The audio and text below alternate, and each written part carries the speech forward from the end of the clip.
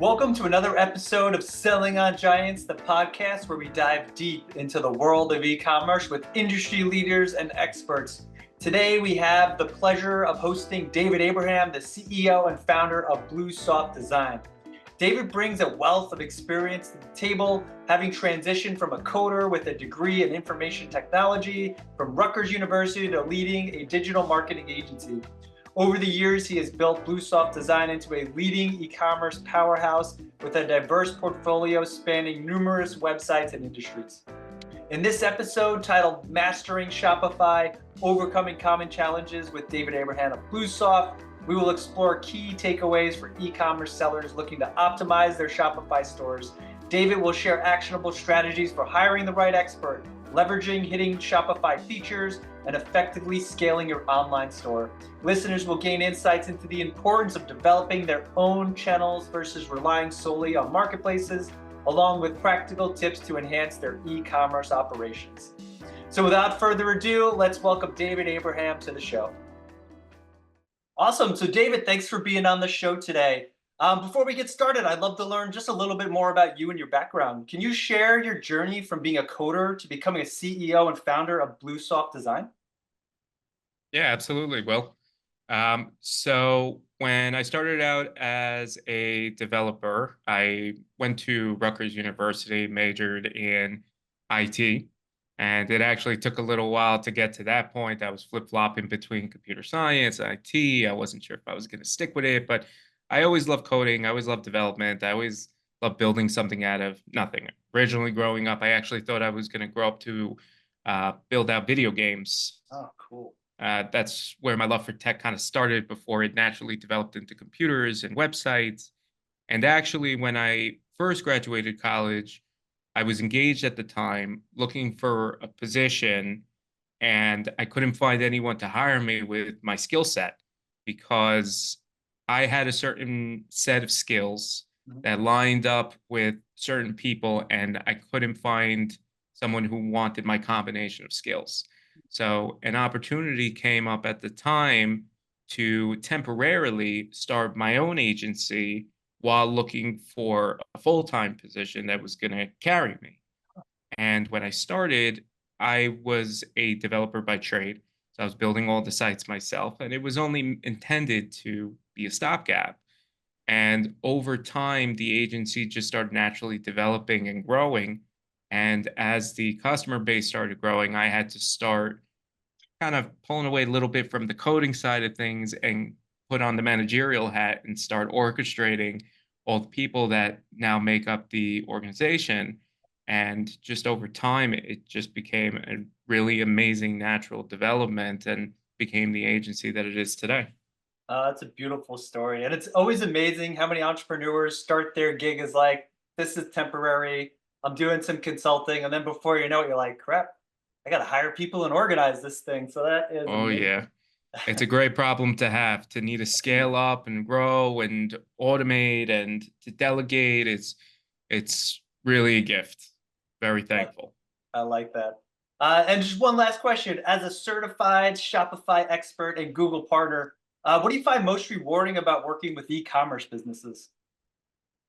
So I like that each one kind of presents its own challenge to figure out. Everyone serves their own sector, has a different audience. And when I got into e-commerce, I kind of thought that it was going to be more on the straightforward side, that pretty much each business is just essentially just trying to make some revenue Mhm. and get customers in the door and really grow. And it wasn't until I got into it that I realized how unique each business really is. Mm. And I like to solve problems. I look at challenges as just ways to springboard into success and springboard into the future and really develop as a business and really develop as a person. And each business that comes along has their own goals that they're trying to hit. And I find working with e-commerce very challenging, very rewarding. And it also helps that I feel that in most cases, you can measure the success in black and white, in dollars and cents, and customers coming in. And I find it to be pretty rewarding overall. I love that, man. You sound very optimistic too. I think that's a common trait among entrepreneurs. It's like we don't have problems, we have challenges. We're going to springboard to the next level. So it's amazing and really great insights, David. I appreciate it. But on that note, our listeners have got to know you a little bit, but they are ready to master Shopify and overcome some common challenges. So that being said, the first question I have about Shopify, what separates Shopify from other e-commerce platforms? And why do you recommend it to your e-commerce clients? So Shopify, I love because it's such a, I guess the right word would be managed platform that Shopify themselves as a company are always at the forefront of the e-com space. They just released their version of their keynote, kind of like how Apple has a keynote every year with all the newest products and things coming out for Apple. Their version of that they call editions. So they just launched the latest summer editions with hundreds and hundreds of new developments for the platform, things that other companies and other platforms are not even considering. So I like that Shopify has the resources for all different types of e-com businesses, whether you're just starting out and you need a helping hand. Shopify themselves as a company has great support and all these tools that you would normally kind of have to MacGyver from other places and bring together on a website. Shopify just has them all built in. Or if you're an enterprise level agency that really needs the resources to scale and grow and expand, Shopify has the tools and the infrastructure available to help fulfill on that. So I like that Shopify is so well rounded, always thinking of the entrepreneurs and always developing the latest features and new things to bring to the market. Beautiful. And I couldn't agree more. I mean, one thing I know about Shopify, just being in the marketing space, their content, their blog content is robust. You can really find solutions to a lot of common problems. And I guess my question for you, there's lots of different platforms out there, and the two I feel like that are the biggest is definitely Shopify and it's definitely WordPress. If you're, looking at them toe to toe, what makes Shopify more appealing than WordPress?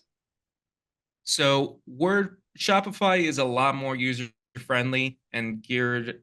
I feel like that their UI, their UX is geared more towards it's a little bit more on the simple side, but Shopify is also a lot more controlled than WordPress.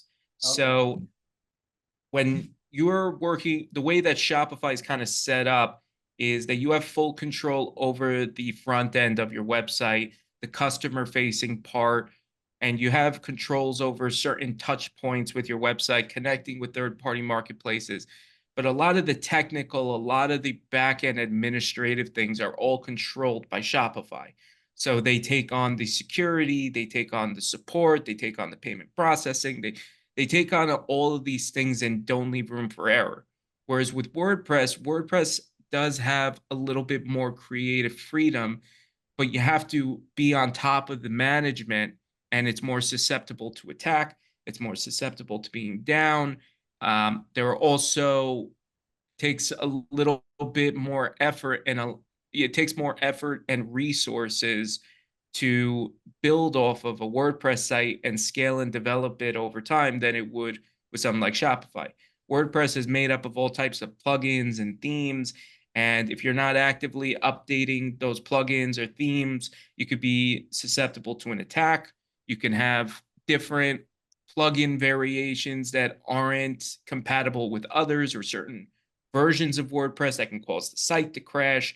And with Shopify, they're kind of taking care of all this for you. All the plugins for websites are vetted. They have to go through a rigorous approval process and be tested on multiple different types of stores before they're available to the public. And you don't have to worry about updates or themes, or Shopify just handles all this for you. It's very, very seamless. Beautiful. Yeah, it sounds like, especially if you don't have a developer or the skills to code, it sounds like Shopify is the easier solution for a lot of these e-commerce brands. And thanks for that.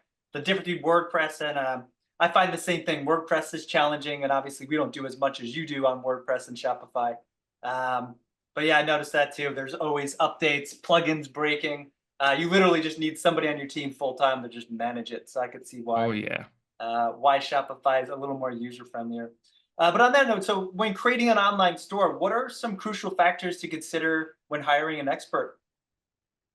So one of the things that's really, really important is you want an expert with vision. There are tons of, I would say that web design has become more of like a commodity service, and you can very easily just find somebody online who will throw together a website, throw together, populate some type of theme, throw your products up, call it a day. And for some people, it's simple, it's easy. They don't want any bells and whistles. Okay. But with a real expert, someone who really knows what they're doing, who's not just looking at this as a website, but looking at it as a stepping stone to really scaling and growing up your brand. You want someone with vision. You want someone who's going to build your website for the future, that understands your goals, and building the website right the first time so that you don't have to go and rebuild it 3 or 4 times over. I kind of take a look at this. I kind of like to compare it to a handyman versus a contractor. A handyman will get the job done, simple, by himself, but doesn't take into consideration everything. A contractor has different experts, brings everything together, blueprints to build it out, really planning, really strategizing. You want someone who's going to be double as a strategist, someone who's really going to pave the way for success in the future and really take into account multiple things when building out the site, not just what's going to look nice, but what's really going to speak with your audience, allow you to easily expand, build upon it, and really, at the end of the day, convert. Mhm. Beautiful. Well said. And I couldn't agree, but I love the handyman versus contractor analogy. We do have a similar one at Bellavix. It's like you're a waiter or a doctor, but the same thing. It's like some people could just knock it out and they're gonna do it. It's gonna be simple and they're not thinking long term. And something else I've taken away from this, which is really important when considering an expert, is that long term vision. And we rebuilt our website mid July. Obviously, we're not e-commerce, but they pretty much had to tear it down because we didn't build it with somebody who was thinking more long term, and it ended up being an expensive project and everything else. But now we're happy with the results. But I could see not knowing that being your first time building your website, so that's really informative. Um, but on that note, what are some of your favorite Shopify features that most users don't take advantage of? So I guess this is going to be more like your long term thinking. So what are some of these pieces that your contractor is going to catch, but your handyman's going to miss? So the beauty about Shopify is there's so many tools that are built in, and they don't really emphasize all of them. Sometimes you really got to go digging. So like one of my favorite tools that people don't really take advantage of is Shopify has like self-fulfilling returns, where they have built-in return center that works with their new types of user accounts that you just have to enable. And if you go into the store settings, I think it's in the policy section of Shopify, it's just a toggle that you can turn on, and you can set certain return windows if you only want returns to be within a certain amount of days, if you only want it to apply for certain eligible items, and you can choose whether or not you want them to receive a label, or if you want to be the one to send it out to label or for approvals. That's a straightforward one right there. Another one that people don't really pay attention to is the abandoned cart checkouts, which nowadays really comes enabled, built in by default with Shopify, but having emails go out automatically when someone goes and starts checking out and then they leave, Shopify is capturing that information. And there's a whole section of your abandoned cart information under your orders in the Shopify settings. But you can go deeper into the settings and control the frequency of those emails, what people see when they send them out. And there's so many other built-in features. Now Shopify started offering store credit and gift, and their gift card features are very robust. There's a lot in there. That's amazing. Sounds like they're really building out. What I love is the customer insight, which being an Amazon marketplace agency, we don't always get those insights. And abandoning carts is a real problem. Um, Yeah, the insights are actually a big part of our selling strategy because we align very closely with a lot of Amazon sellers. And that's really one of the biggest selling points when it comes to Amazon sellers looking to move over to Shopify is the level of control that you have over the brand, the insights that it gives you into your product information, how your customers are shopping, what they're doing when they're on their site. And it just provides you so much information that a lot of these marketplaces are not giving you by default. couldn't agree more. And that's how like some like Amazon, that's how they maintain their value is they just hold all that customer data to themselves. But Oh it sounds yeah. like Shopify has a completely different model and it's more open, which is great. At the end of the day, I agree with you. If you're investing and you're trying to build your brand, Shopify is a great place to start because you have a lot more of that control. Um, any other Shopify features that we should consider or a brand? So we got abandoned cart, which is great. We have the self-fulfilling returns. We know returns can be an issue. Is there a third you could think of? I know I'm putting you on the spot, David. No, it's all good. Just the built-in marketplace sales channels. Shopify connects with a lot of sales channels. I actually got a nice tip the other day for those that are looking to get into TikTok. Okay. I'm not sure if at this point this tip is dated or not, so take this with a little grain of salt. But I know that last I heard, there were many sellers on Amazon who were trying to get into TikTok shop and had a lot of issues with the approvals. Now, TikTok uh, connects directly with Shopify. And when you connect your Shopify store to TikTok, Shopify helps bypass or streamline that approval process for TikTok and get you listed on TikTok Shop. So Shopify can help shortcut you to the front of the line if you're trying to get started on TikTok.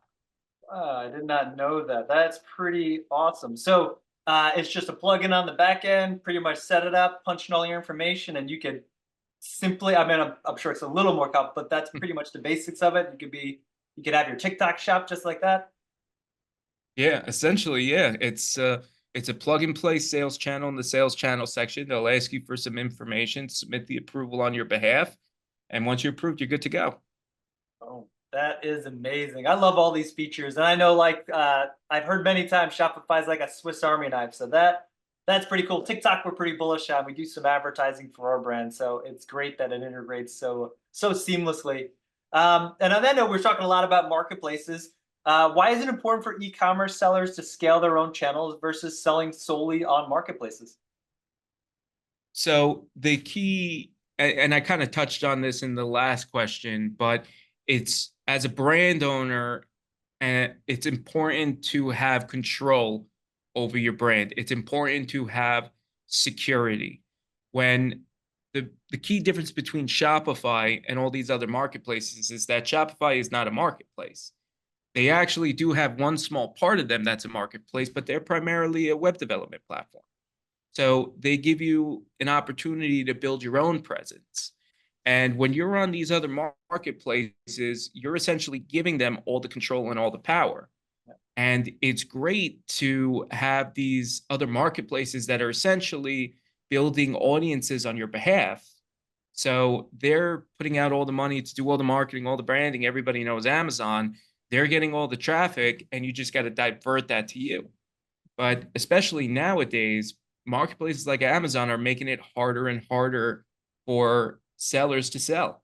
I mean, there was just a news announcement today that Amazon is launching a version of the marketplace that's going to be promoting more of the Chinese sellers and trying to oust Temu and Shein. And I just heard the other day from one of my clients that even Etsy is making it difficult to sell now. If you're not selling handmade goods, people are getting kicked off the platform there. Amazon's introducing low inventory fees and all types Yeah. of new fees to squeeze out the smaller sellers. And it's the more you rely on these marketplaces, the less control over you have, and they can run you dry. Yeah. And the key difference between scaling up on a marketplace and scaling up on Shopify is Shopify ends up being more cost effective, I believe, in the long run. And it ends up being the most valuable sale that you can acquire, because unlike these other marketplaces where you're spending ad money and you're acquiring a sale, on Shopify, you're acquiring a customer. And that's a key distinction because you get to keep all that customer information. You get to keep and build a repeat customer that's going to come back again and again. You build subscriptions, you can build out your newsletters, you can use that customer information to target a new audience for what are called lookalike campaigns. There's a lot more you can do on that. And Shopify does take time to build and scale. It's not an overnight thing where you can just turn the switch, because you're essentially building trust and awareness for something that people didn't know existed. So I like to tell our clients to work on funding the marketplaces and your own site side by side, with the goal that your own site is going to end up becoming a force within the next few years. And you have that security in case there are any other issues with these marketplaces. If you get dinged or blacklisted or banned from these other marketplaces, your business doesn't disappear overnight. You have a secure channel that is all your own, that where you have the control and can invest in scale. You nailed it, David. There's some gems in there. I think some of my favorite, I'm going to repeat them just in case our listeners didn't catch them.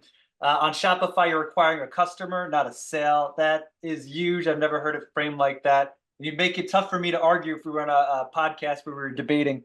And it is more, I think the biggest thing I take away is the ability to do retention marketing, which is what you mentioned, email and all that. And that's a big, while Amazon and other marketplaces are trying to fill that gap, Shopify gives you a lot more freedom with that. So I could totally see why you'd want to own the customer and the customer experience. So this was really valuable. And I love your acquired customers, not a sale. That's a pretty good line. Noted. It's a big selling point. I bet. I bet. Well, cool. Amanda, what strategies do you focus? So we talked about the back end and why use Shopify and all the plugins and features. But now let's talk about scaling. So what strategies do you focus on to help scale an e-commerce storefront effectively? So our primary focus is mainly on the Google channels. So there are a lot of avenues you can take when it comes to scaling out a store. And there are different types of marketing strategies with different goals. So the two main goals that I see in the marketing space are either new customer acquisition, getting new people in the door, and customer retention, getting the people who are in the door to stay. And we kind of draw out this roadmap for our clients. And in the beginning, a lot of them are new to the space, building out their audience for the first time. So a lot of the time we start with that new customer acquisition. And that's the strategy that we primarily focus on ourselves, and primarily in the Google space. So we offer two different types of services to our clients, one being paid Google ads and one being SEO. And in a best case scenario, we try to do both of those services together. Both of them primarily focus on acquiring new customers and being discovered for the first time. But the reason that we like to do both of them together is because each service has what the other lacks. So for those that aren't aware, when you're doing a Google search for the first time, you get to the search engine results page, there's a lot of different things that pop up.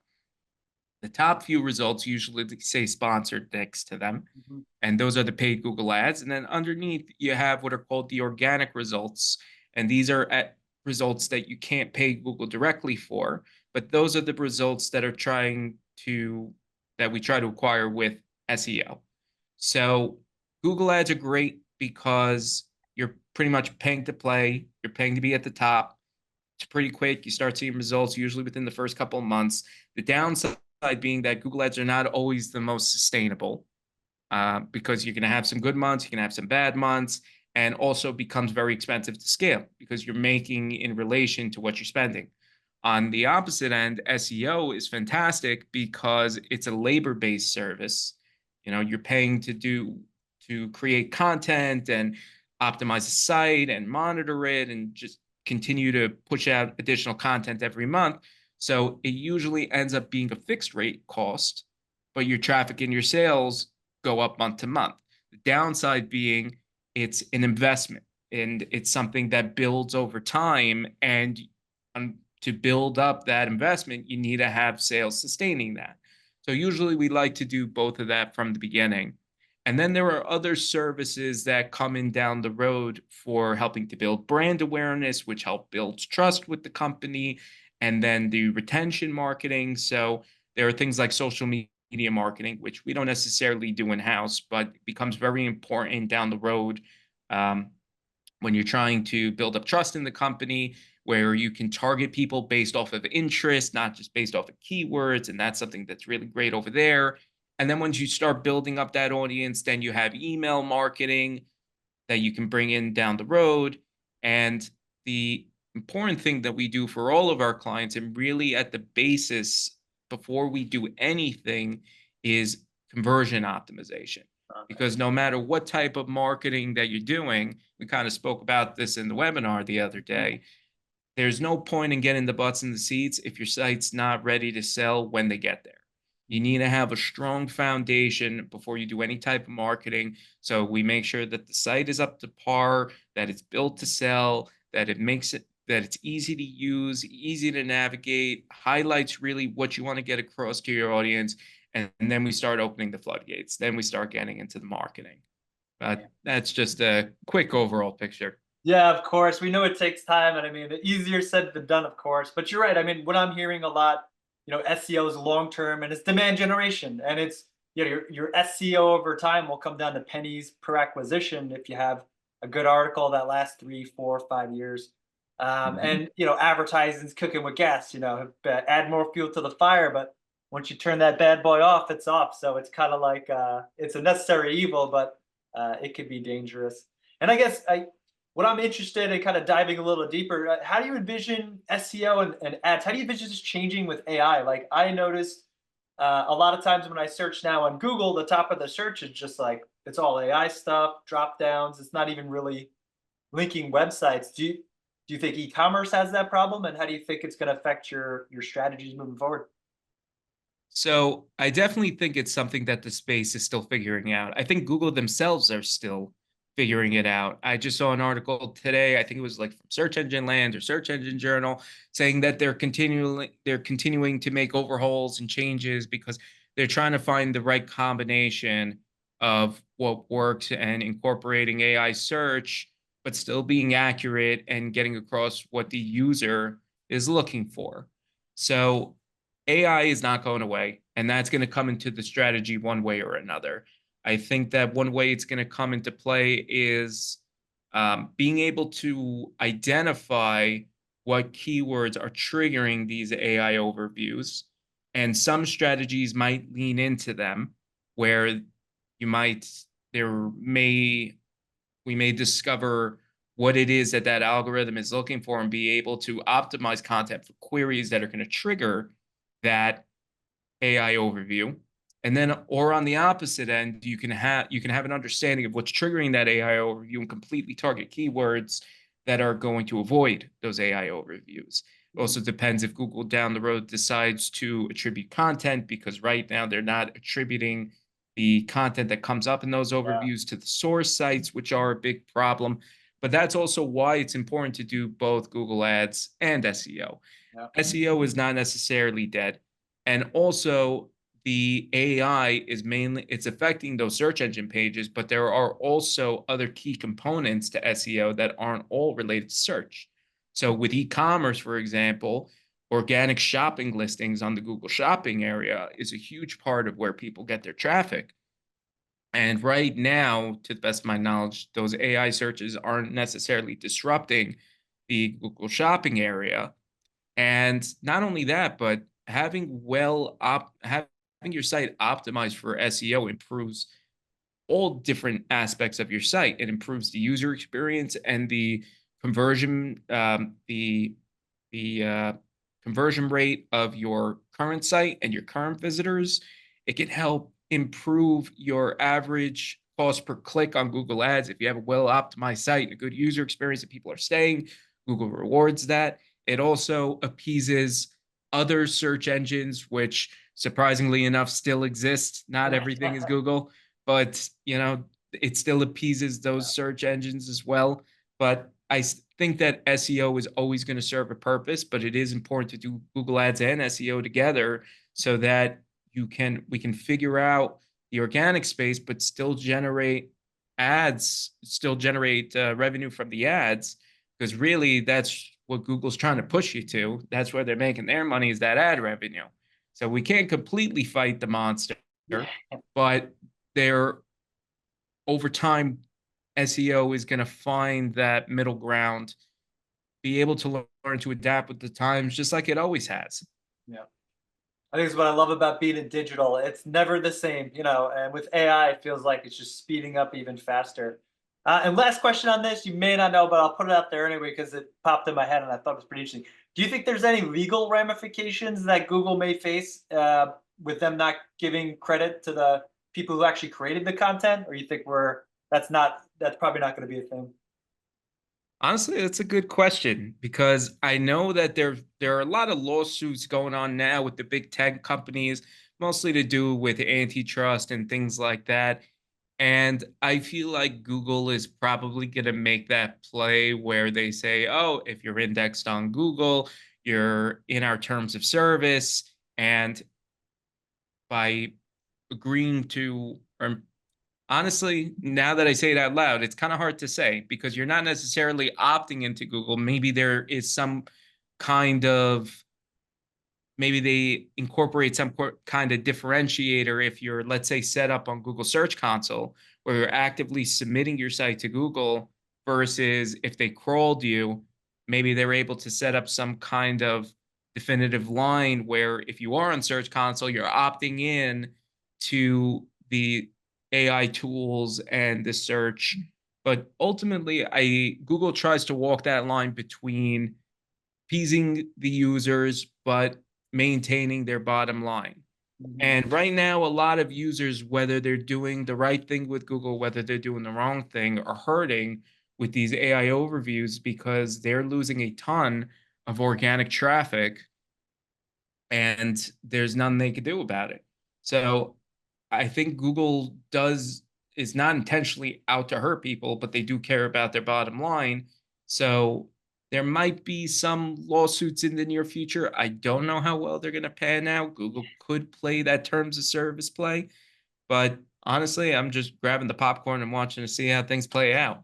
Hey man, I'll be with you there. That's too funny. And part of that question was a little selfish. We've noticed that we're ranking inside Google AI stuff, and we saw a dip in our traffic. And I'm like, I want them on my website, not right in the content's only part of it. But I think attribution is not that far away. I don't think it's so crazy for Google to, because they wanna simplify it, but if they can simplify it in a way and still give attribution, and because they want to serve the easiest answer possible. So if they maybe put in a byline of where they pulled in that review from, I know in some version there's like yeah, I've seen a that like a few little. boxes on the Yeah. bottom, like they're trying to incorporate something like that. And if they find the right balance of attributing and still making it easy for the customers, or easier for the searchers, then it might be great. But that's Google's problem to solve, Yeah, unfortunately. amen to that. We're just gonna deal with the repercussions, and hopefully there's no blowouts. I'm with you there. Awesome, cool. Let me just look through these. I want to answer one or two more questions, and then we'll jump onto the other stuff. Yeah, shoot. I have like six more questions. Maria, you have to cut some of this out, but I want to find a couple more good ones. Yeah, no problem. Okay, I got that one.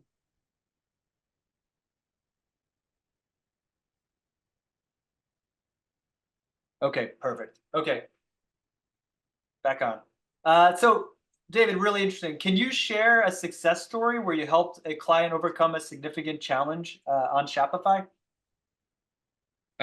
Sure. Well, one of my probably the one of my latest clients was a big hurdle. I wouldn't necessarily was on Shopify, but they are a branded product. They're a one type store. They sell tarps and they build up the brand through third party. They sell on Amazon, they sell on Home Depot. It's a branded product and they wanted to sell on their own store. And they signed up for marketing services with us, but their Google ad account was banned from years ago, and they didn't even know it. And it was for the most insignificant thing. It was they were trying out Google Ads once, like back in maybe 2020, and they had a free promo coupon. They were using free ad credit, and there was an overcharge of like $10 that they didn't pay because they didn't know about it. And because it lapsed, they got banned off the platform. Wow. And this brand has so much potential because they already did a lot of the work for us. They marketed their own brand. They're just trying to sell it on their own channel. And we didn't have the means to market it and promote it. And SEO was great because we were also going to do SEO for them, but they're not really going to see the impact that it has till down the road. We wanted to impress them right out the gate. And I had a conversation with them and I said, look, I can't promise because unlocking Google ad accounts are not guaranteed, but we're going to do our best. We're going to reach out to Google. We're going to fight tooth and nail to get back in. And it was about a month-long process. It was very tough, but somehow with all the proof and all the back and forth, we got back in. And I Nice. couldn't believe it. They couldn't believe it. And within the first month, they hit the ground running. Within the first month, they were making like they were peaking at like 4.5 or 5x return on ad spend, which is pretty crazy for someone who's just starting month Yeah. one, you know, and they're starting with a minimal budget. They're not spending tens of thousands of dollars. Our entry level isn't that crazy for an average brand, and they really hit the ground running, and still happy to this day. Amen to that. I like that story. And man, happy clients make me happy too. So I'm with you there. Oh, yeah. A great story. And I love the Google hurdle. I mean, if it's anything like Amazon, it can like make you want to pull your hair out. So the fact you got it back up in a month sounds pretty impressive to me. Yeah, that And was that was a nice victory. I'll take those small wins. My last question for you: how do you measure the success of an e-commerce store on Shopify, and what are the key metrics sellers should consider? Well, it really depends on the goals of the business. Most often, it's in dollars and cents. We tracking is a very big part of the marketing campaign because obviously you need to show that you're bringing in results, but you also got to make sure that you're showing that the results that are coming into the site are specifically attributed to what you're doing. So being able to segment out the where the revenue is coming from is very important. But if someone's goals are to get more inquiries for wholesale or signing up for newsletter, it all depends on the customer's goals. So achieving their goal is number one, but there are also short-term wins. We call them KPIs that we try to hit in the meantime until we hit those long-term wins with something like, let's say, for SEO. You're not going to be seeing those immediate results right away, but customers still want to know that they're heading in the right direction and in the right trajectory. So looking at certain metrics like your on-site conversion rate to see if whatever form your conversions take, that the conversion rate is going higher, seeing that your bounce rates are lower. Your bounce rate is measured in the form of a percentage, and it tells you how quickly people are coming to your site and leaving. So you actually want a lower bounce rate. Lower bounce rate means people are staying on the site longer. Google also has another number called engagement rate now, so a higher engagement rate. So looking at these metrics and understanding these metrics are very important to paint the overall picture. And then just, the straightforward ones like the keywords that you're going after in the campaign. Are the keywords going up? Are you ranking for other keywords outside of the ones you're targeting? Are you gaining more backlinks on your backlink profile? There are a bunch of different metrics that you can point to, but ultimately, at the end of the day, success really depends on what the customer is looking for, and whatever form that takes, just making the customer happy. Beautiful. Customer is always right. And this is some really sage. I get it too. Sales, of course, the ultimate marker. But you're right. For longer term things, you need to be talking about some of those softer KPIs like your bounce rate and stuff. And you take me back to my old SEO days, mentioning backlinks and stuff like that. So I had a bit of a flashback, cold emailing old prospects. So it's still relevant. And that's still super cool. On that note, I'd love to talk a little bit more about BlueSoft and kind of how you do business, so our listeners can get an idea of what it's like to work with an agency like yourself. So to kick it off, how does BlueSoft Design approach the initial consultation and assessment phase with new clients to understand their specific needs and goals? So, if someone were to reach out to us for the first time, we start out with a consultation call. So, that's essentially me jumping on the call with the client, getting a little bit of background on their business, some of the challenges that they're facing, what their goals are for the immediate future and the long term future. And once we have that initial conversation, then I can kind of lay out the groundwork. The goal is to eventually, hopefully, get a customer who is all encompassing for all the services, because all the services play an important part in the scaling up on Shopify and hitting that overall goal. So there are four different services that we offer as an agency. It's custom website design development.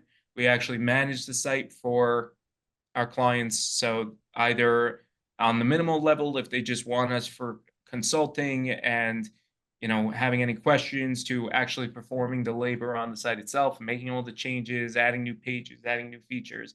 And then there's the marketing side, the Google Ads and the SEO. So that initial consultation kind of gives us the starting point of, are we suggesting that they start with the marketing because their site's in a good place and already optimized? Or are we even taking it a step back and saying that before you're starting with a marketing strategy, you should really consider redesigning your website first? Sometimes the website is in pretty good shape and just a conversion audit will get it to the rest of the way where it's prepared for marketing strategy. And also during that initial conversation, when it comes to the marketing strategy, ideally we want to offer both, but in some situations, in some circumstances, not all marketing strategies will work for that brand. Sometimes they might be in a restrictive category where SEO might be the best way to go. Sometimes they're limited on budget where they can't afford, in the time being, to really fund SEO, and they focus on the PPC side. Maybe their average order value is too low for PPC because, if the average order value is $10, it's never going to make sense to really sell on Google Ads where it costs more to acquire a customer. So it all depends on that starting point. And then after we kind of settle on where we're starting, then we do an onboarding questionnaire with the customer. You would get a deeper understanding of what they're trying to do, and kind of lay out the roadmap from there. Beautiful. And it sounds like it's very custom. And that's what I love about your agency and agencies that are focused on good quality service. Is like you don't get into bed with somebody you can't add value to, and having this process of discovery really thought out. So I like that. So you do an initial assessment, then you hammer out the contracts, and then you onboard this customer. What is the so I'm a brand. I'm going to do the full scope. I'm saying, give me marketing, give me SEO, help me with my website. What's the team structure look like? Do I have one point of contact, or am I working with 10 people at your company? So we like to keep it as simple as we can, and there's a lot of moving pieces going on in the back end. It's a pretty robust system, but when you're working with us for the first time, I'm kind of more involved on the sales side. Once you start working directly with our project manager. Her name is Cindy. She's awesome, and she helps coordinate everything in the back end. So we have designers, developers, SEO and Google Ad managers, content writers, graphic designers, and she's kind of coordinating this all and presenting it in a way so that she's the only direct point of contact. It doesn't muddy everything by you having to worry about who's who and who's doing what. We like to present things in a very simple way. So, like if, for example, we're doing a design project, or we start off with web design. There's three stages to that project. There's design, development, and launch. design, we're mocking up the pages so you kind of see what they look like before we built it out. Development stage, we're building it to scale, and then we go ahead and launch it. So we have tools to present the mockups and make it very easy for you to provide feedback on those mockups. We have a whole review process that we follow when we present the site and for you to go through and make any final changes. And then on the marketing side, things get kind of simple because it's a little more hands off for the client. Most of the work's going on in the back end. And then we like to encourage meeting with the customer once a month. And I serve as more of the technical consult for the business. So when it comes to like the marketing strategy sessions and going deeper into the analytics, that's where I kind of come into play, and I do one-on-ones with our clients and go over the numbers and suggestions. But there is also a level of automation with our agency also. So a lot of automated emails that go out, just for streamlining things, making things cleaner and easier for the clients, making sure everything gets out on time. And then it's just following the pattern. Eventually we get into rhythm with the customers to kind of understand how we work. But it took us a long time to develop our internal systems. A lot of late nights and hard work, but thankfully enough, it works for us, and hopefully it only gets better. Amen. It definitely will. I mean, process is what you're working towards. So that pretty awesome. And I love the just your whole onboarding and getting started process. I guess my last question for you, can you discuss how BlueSoft's partnerships with Buy with Prime and other certifications benefit your clients in terms of enhancement features and support? Absolutely. So Buy with Prime is a great partnership that we've built within the last couple of years. So for anyone in your audience that isn't familiar with Buy with Prime is essentially an Amazon service that allows you to bring Amazon Prime benefits to your storefront.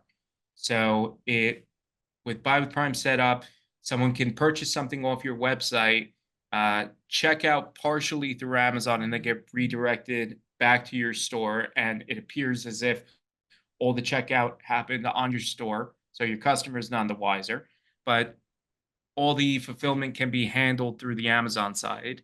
And Amazon handles customer support for Buy with Prime orders. Your customers get Prime shipping, uh, and you get a nice Buy with Prime button on your store, which your customers resonate with automatically. They recognize that Prime branding and automatically builds trust because they see Amazon.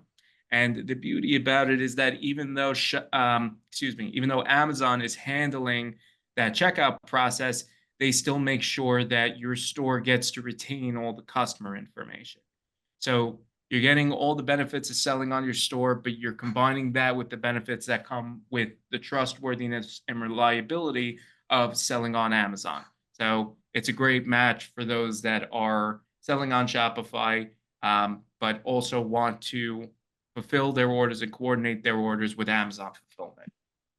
Beautiful. Yeah, that's a great feature. And what's your experience with your customers on it so far? Do they love it? Are they looking to invest even more? Like, what's your opinion on it based on what you know about the Shopify experience? Does it really gel well? And would you recommend it to brands who are in marketplaces and selling on Shopify, or like, is there a specific customer it works really well for? So our customers are still experimenting with it, and so far we've been hearing good things. I think that the clients that are going to benefit the most from it are the ones where users are not necessarily adding things to a shopping cart, but are looking for one-click checkouts. For the time being, the Buy with Prime is a one-click checkout button. I know that they were planning on adding cart support in the near future. I don't know necessarily if it's out yet, but Buy with Prime being a one-button checkout, you don't want to have, like, let's say you're selling groceries on an e-commerce store and someone wants to keep adding stuff to the cart. You don't want to have to keep buy it now, come back, buy it now, come back. So things where people are usually buying high ticket one items at a time is something that's a good fit for the Buy with Prime. But overall, we've been getting good feedback from our customers so far. They've seen a decent boost in conversion rates when they implement it on the store.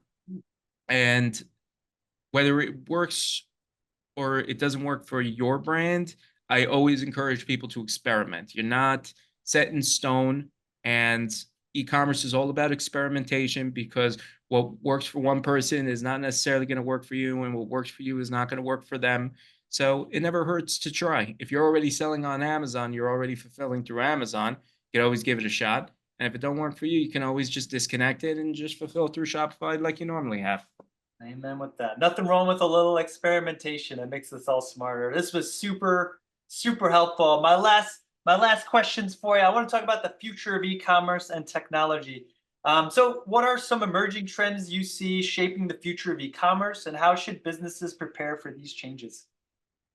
So I think one of the biggest in the near future, just because you can't stop hearing about it, it's AI, Mhm. but using AI for personalization. And this was a point I also think I touched on in our webinar also, but AI makes it easier than ever to send out personalized messages, to tailor user experience. So whether they're personalized emails, whether it's personalized chat support, um, there's a lot that you can do with AI nowadays. And even Shopify now is launching their own AI assistant for sellers in the back end. Nice.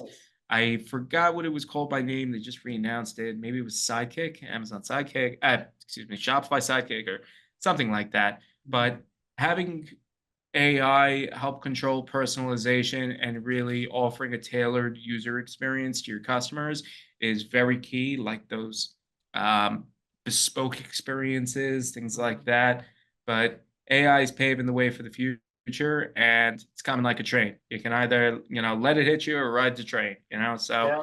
you gotta you got to find ways to incorporate it into your strategy because you can find ways to have it really help you rather than hurt you. Yeah.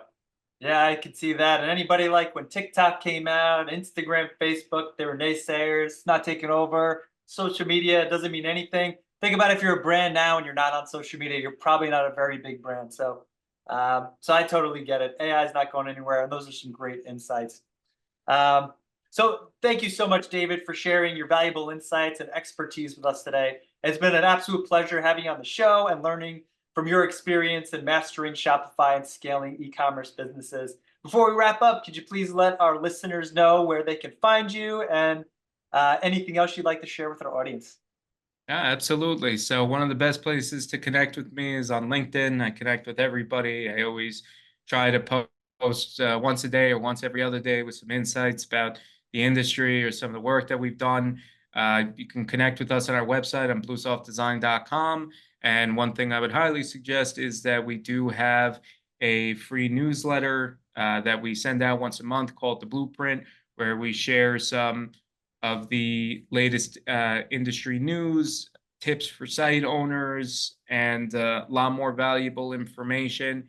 And I believe there is a sign up on LinkedIn, and I believe there is a sign up on our website.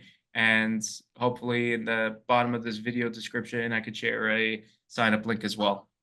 Beautiful. Yep, definitely. In this description, you'll find David's LinkedIn profile. We'll link the newsletter. And we also have Bluesoft Design social media. So you guys will be able to find him wherever he is. You can start stalking him and consuming all his content.